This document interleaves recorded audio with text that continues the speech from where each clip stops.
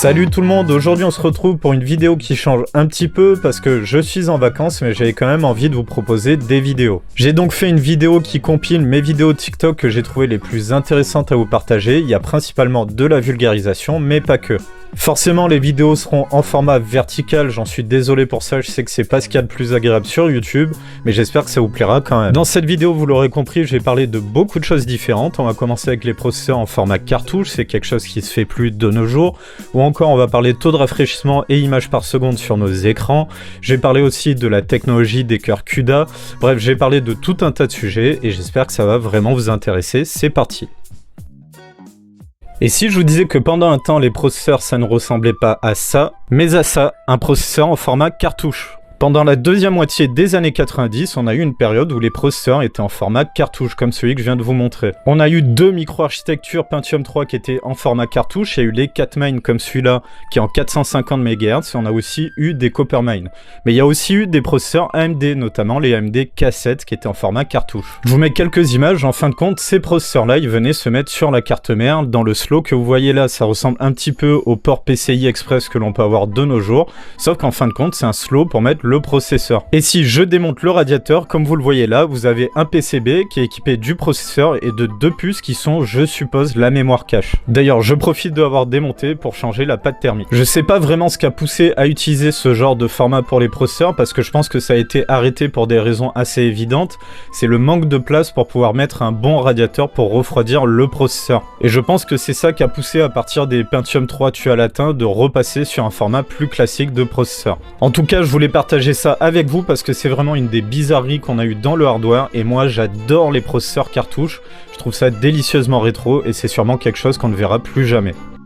Le taux de rafraîchissement d'un écran et les images par seconde, ce n'est pas la même chose, ça n'apporte pas la même chose, on en parle de suite. Je voulais absolument parler de ce sujet parce que j'en ai marre de voir et d'entendre des bêtises à ce sujet-là, donc on va essayer d'y voir un peu plus clair. Même s'il y a techniquement un lien et qu'un haut taux de rafraîchissement d'un écran couplé à de nombreuses images par seconde permettent de voir plus d'images à l'œil et aussi d'abaisser l'input lag dans les deux cas, c'est deux choses totalement différentes et on va en parler de suite. La première chose qui m'agace pas mal, c'est les gens qui disent qu'il faut avoir autant voire plus d'images par seconde que le taux de rafraîchissement de son écran, parce que sinon ça n'est pas opti et que ça sert à rien. La seule chose vraie dans ce cas-là, c'est qu'on aura un petit peu plus d'input lag que ce que l'on pourrait avoir. C'est un petit problème d'optimisation, mais quand on sait que maintenant il y a des écrans qui vont à plus de 300 Hz, je vois pas trop l'intérêt, surtout si on a déjà plus de 100 voire 200 FPS. Un taux de rafraîchissement élevé, donc indépendamment du nombre d'images par seconde que vous lui envoyez, permettra à un écran de réduire énormément le ghosting et le reverse ghosting ainsi que le tearing. Ça vous donne une image qui est bien plus lisible lorsqu'il y a des mouvements rapides.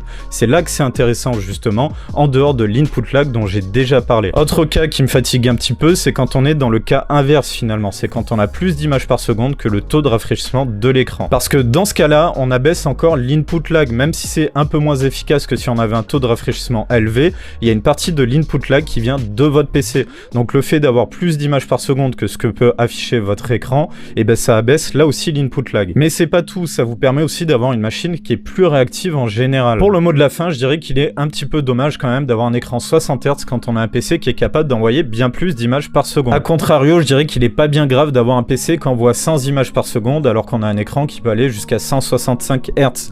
C'est un petit peu dommage, mais c'est quand même bien moins grave. Surtout que je trouve que personnellement, c'est vraiment dommage de sacrifier les graphismes d'un jeu juste pour avoir des FPS qui se rapprochent du taux de rafraîchissement d'un écran. Et tout ça uniquement pour des questions d'input lag, surtout si c'est pour jouer en solo, je vois vraiment pas l'intérêt. En revanche, ceux qui font du multijoueur compétitif, qui font réellement du e-sport et qui tryhardent leur jeu, là par contre ça a un intérêt, il faut pas le nier. Je profite de ce commentaire pour parler de l'avantage à abaisser la finesse de gravure.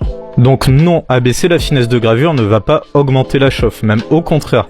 Quand on abaisse la finesse de gravure d'un processeur, on abaisse sa consommation et donc ça chauffe. Et c'est d'ailleurs principalement pour ça que les fabricants se battent pour abaisser le plus possible la finesse de gravure. Car ça permet bien entendu de limiter la consommation et la chauffe, ce qui fait qu'on peut augmenter en fréquence, car moins un processeur chauffe, plus il sera stable, et ça, ceux qui font de l'overclocking le savent très bien. C'est pour ça que généralement, les finesses de gravure baissent et la fréquence augmente. Les autres avantages L'avantage, c'est qu'à surface équivalente, on augmente le nombre de transistors, c'est la fameuse densité. C'est ce qui nous permet, à fréquence égale et surface égale, d'avoir une puissance qui est bien plus élevée. Donc attention, il faut pas se méprendre là-dessus, c'est pas pour rien que les fabricants essaient de vraiment baisser les finesses de gravure à chaque génération. Comme je le disais, ça a beaucoup de vertus, telles qu'à baisser la chauffe, justement, contrairement à ce que tu as dit dans ton commentaire.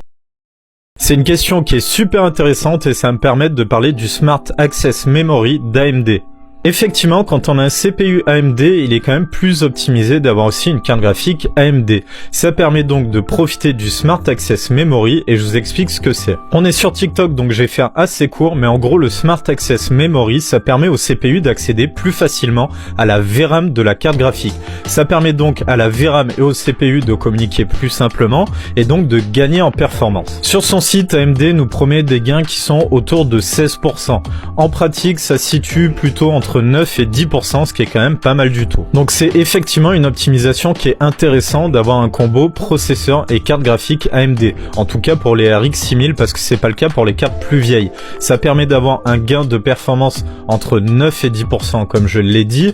Après, est-ce que c'est suffisant pour rattraper le léger retard qu'AMD a au niveau des performances haut de gamme des cartes graphiques? J'en suis pas convaincu, mais en tout cas, il n'empêche que ça améliore le ratio performance-prix pour les cartes graphiques AMD, ce qui est quand même très intéressant. La dernière fois, j'ai parlé du Smart Access Memory, mais j'ai complètement zappé de vous parler de l'équivalent Nvidia. C'est là-haut, et je laisse TikTok le dire parce que moi je suis vraiment une catastrophe. Recisable ou barre. Merci TikTok. Cette technologie-là, elle est très proche de celle d'AMD, c'est le même principe, ça permet de faciliter la communication entre le CPU et le GPU, ce qui permet d'avoir un gain de performance. Le gain qui est offert est tout à fait similaire à celui du Smart Access Memory, mais il y a quand même une petite différence, c'est que la technologie d'NVIDIA est bien plus polyvalente que celle d'AMD. AMD a cantonné sa technologie uniquement au matériel AMD, il faut donc un CPU et une carte graphique AMD, mais Nvidia propose cette technologie, qu'on ait un processeur Intel ou un processeur AMD, ça fonctionne.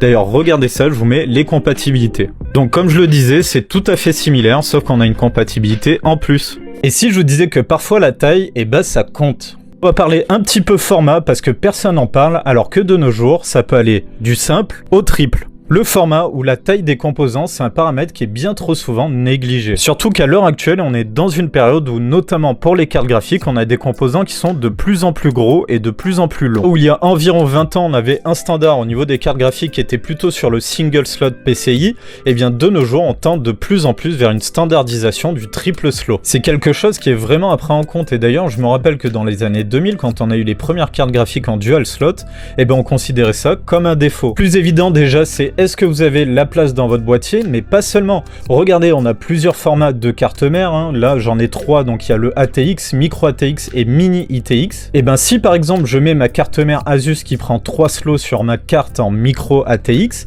finalement elle me couvre le dernier port PC Express, qui fait que je ne peux pas mettre de carte Wi-Fi par exemple. Et là où je m'inquiète, c'est qu'à l'heure actuelle, même les cartes milieu de gamme prennent sans problème les 2 ports PCI, mais ça on avait l'habitude depuis un petit moment, mais on commence même à avoir des cartes milieu de gamme qui utilisent 2,5 ports PCI. Et ce qui me pousse à parler de ça, c'est que les prochaines générations de GPU, on le sait, vont consommer beaucoup plus. Et donc le refroidissement va être dimensionné de taille à plus dissiper de chaleur. Et généralement, quand on utilise des ventirades, il n'y a pas de secret, il faut faire plus gros. C'est ce qui fait que je pense personnellement qu'on se dirige vers une standardisation des cartes graphiques en triple slot PCI. Et ce format du coup en triple slot, ça peut être handicapant pour pas mal de choses. Même si ça se fait de moins en moins dans une utilisation grand public orientée gaming, il y a le SLI ou Crossfire, ça peut poser des problèmes si on a des cartes en triple slow. Sur la majorité des cartes mères, ça rend ça impossible. Ou encore, comme je l'ai montré, tout simplement parce que ça obstrue l'utilisation de certains ports PCI Express ou autres. Et j'ai même pas vraiment parlé de la longueur des cartes graphiques qui font que parfois elles ne rentrent même pas dans certains boîtiers. Et d'ailleurs, les fabricants, ils en ont conscience, c'est pour ça qu'ils vous proposent des formats Mini ITX pour les cartes graphiques elles aussi. Donc vous l'aurez compris, la taille c'est important. À votre avis, les cartes graphiques Intel Arc sont les premières cartes graphiques d'Intel? Eh ben, pas du tout, on en parle de suite. Donc vous l'avez compris, on va parler de cartes graphiques Intel et notamment d'un énorme échec, à savoir la Intel i740 que je vous mets là au-dessus.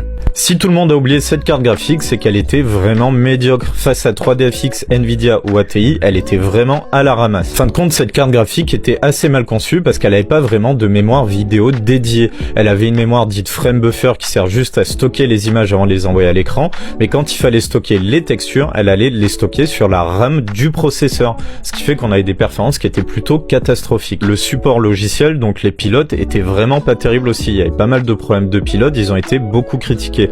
Donc si on met ces deux problèmes-là en avant, et ben ça donne une carte qui est vraiment pas terrible, et ce qui a été donc un énorme échec de la part d'Intel, et depuis d'ailleurs on les a pas revus sur les GPU, à part dernièrement avec les futurs GPU Intel Arc. Et on va parler un petit peu des cœurs CUDA et des technologies qu'on retrouve autour de ça. Alors les cœurs CUDA, on peut dire que ce sont des unités de calcul qui sont mis en parallèle que l'on retrouve sur les GPU Nvidia. Ce qui les rend vraiment efficaces, c'est que ces cœurs CUDA finalement, ils sont très polyvalents, on peut faire énormément de choses avec eux. Et pour moi, la réelle force de CUDA vient finalement de l'API CUDA qui a été développée par Nvidia, et c'est ça qui leur donne cette énorme polyvalence parce qu'on peut les coder un petit peu comme on a envie. D'ailleurs, pour ceux que ça intéresse, moi je maîtrise pas spécialement, mais c'est en langage C++ et C++. C'est ce qui fait que dans le monde professionnel, ils ont énormément d'applications et surtout vu qu'on peut les optimiser vraiment bien grâce à l'API Nvidia, et ben finalement c'est des cœurs qui sont très performants dans toutes leurs applications. Et c'est pour ça que je disais que dans ma précédente vidéo, finalement le gros avantage pour moi des cartes graphiques Nvidia, c'est la technologie CUDA qui est très complète et surtout très performante. Mais les cœurs CUDA, ça ne sert pas uniquement au monde professionnel. Par exemple, au tout début des cœurs CUDA, et ben leur utilisation c'était tout simplement pour calculer le moteur Physics. Parce qu'à l'origine, Physics était fait pour tourner sur ce genre de cartes à l'époque, ça appartenait à AGIA. C'était des cartes destinées à calculer la physique dans les jeux par le moteur Physics. Mais quand Nvidia a racheté cette technologie-là en 2008, ils ont implémenté les cœurs CUDA qui permettaient de calculer la physique sans vraiment impacter les performances du GPU. D'ailleurs, si ça vous intéresse, j'ai fait une vidéo complète sur physique, je vous mets la miniature là-haut, vous la trouverez sur mon YouTube. Mais comme c'est des cœurs qui sont très polyvalents, comme je le disais, ils sont aussi utilisés pour calculer les graphismes du jeu. Et les cœurs CUDA permettent aussi d'encoder très efficacement les vidéos. C'est pour ça que beaucoup de monde qui fait du streaming utilise des cartes Nvidia pour pouvoir envoyer le flux vidéo sans vraiment perdre de performance. Ils en perdent moins en tout cas que s'ils encodaient directement avec leur processeur. Et grâce aux cœurs CUDA d'ailleurs, il y a eu énormément de technologies qui sont développées autour de ça. Honnêtement, je les connais pas toutes et je pense qu'il y en a tellement que j'aurais pas le temps de les citer toutes dans une vidéo. D'ailleurs, à titre personnel, j'estime que les cœurs CUDA, c'est une des plus grosses révolutions qu'on a eues dans le hardware ces 20 dernières années, tellement ça a donné des nouvelles technologies. Je pense par exemple au RT Core, il y a de grandes chances qu'on n'ait jamais eu ces RT Core si on n'avait pas d'abord développé CUDA. Voilà pour ma compilation de vidéos TikTok, j'espère que ça vous aura plu malgré le format vertical. En attendant, je trouve que le contenu est quand même intéressant et c'est pour ça que j'ai voulu le partager sur mon YouTube aussi. En tout cas, n'hésitez pas à me faire des retours parce que si ça vous a plu, je peux carrément réitérer l'expérience, surtout que ça me permet de vous proposer du contenu sans me demander énormément de travail. N'oubliez pas que c'est des vidéos qui viennent de TikTok, donc forcément c'est des formats courts. Hein. Généralement, j'essaie de pas dépasser les 2 minutes. Donc sur des thématiques telles que CUDA, par exemple, j'ai pas pu énormément approfondir. Par exemple, il aurait été intéressant de parler de l'intelligence artificielle, mais il m'aurait fallu faire une vidéo long format. Et d'ailleurs, tant qu'on parle de TikTok, n'hésitez pas à aller dessus, c'est super sympa. Ça me permet de vous répondre directement en vidéo lorsque vous me mettez un commentaire. D'ailleurs, il y a 2-3 des vidéos que j'ai mis là qui sont des réponses à des commentaires, et c'est bien plus sympa pour pouvoir discuter ensemble. Il y a aussi le Discord, hein, n'oubliez pas de faire un tour aussi si ça vous intéresse. Quoi qu'il arrive, si ça vous a plu, n'hésitez pas de mettre le pouce en l'air ou à vous abonner si c'est pas déjà fait. Et en attendant, prenez soin de vous, on se retrouve dans une prochaine vidéo.